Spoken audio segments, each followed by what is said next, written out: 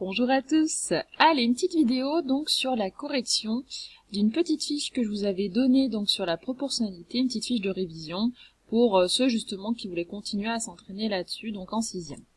Alors, dans le premier exercice, vous aviez donc un tableau de proportionnalité à compléter et à chaque fois donc vous deviez donc expliquer votre raisonnement.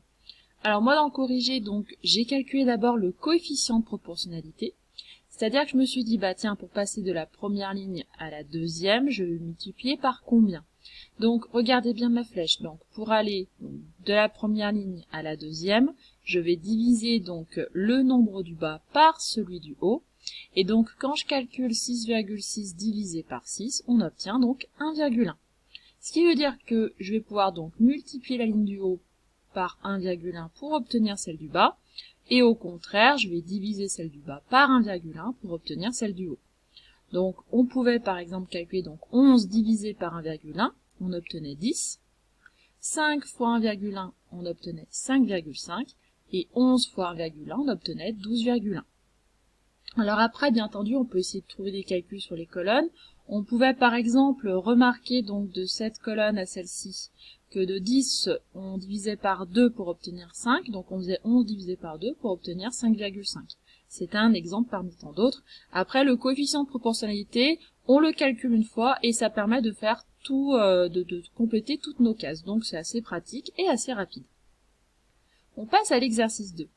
Alors, dans l'exercice 2, on vous disait donc qu'on obtient 15 litres de jus de pomme avec 42 kg de pommes. Et on vous demandait donc combien de litres de jus de pomme obtient-on avec 35 kg. Alors, j'ai tout simplement fait un tableau de proportionnalité, je trouve que c'est la méthode la plus simple, qui permet aussi donc du coup de bien expliquer son raisonnement, parce que ce que vous avez un petit peu du mal avec des problèmes comme ça, c'est que vous marquez tout simplement la réponse, vous faites vos calculs sur votre feuille de brouillon, et moi en fait je vois pas vos calculs. Donc c'est extrêmement important de marquer les calculs juste avant votre phrase réponse, dans ce que vous êtes en train de rendre. Pourquoi? Pour montrer comment vous avez fait, quel est le raisonnement que vous avez eu.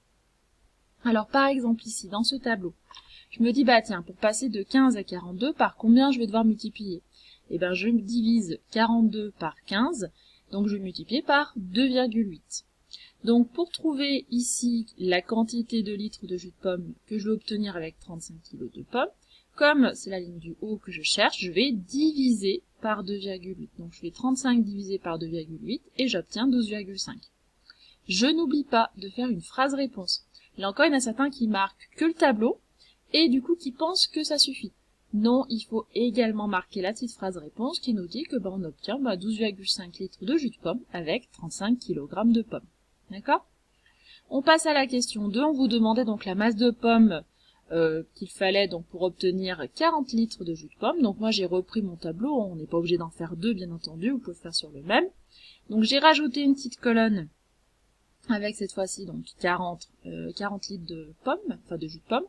Et donc pour trouver la quantité de pommes, on multiplie par 2,8. Donc ici on obtenait donc 112 kg de pommes. Voilà, donc la plupart qui m'ont fait l'exercice me les ont fait vraiment bien. Parfois c'est les calculs qui manquent, parfois par contre c'est les phrases réponses qui manquent. Essayez vraiment d'être le plus complet possible. Voilà, j'espère que ça vous aura aidé. Et puis continuez à bien travailler. À bientôt.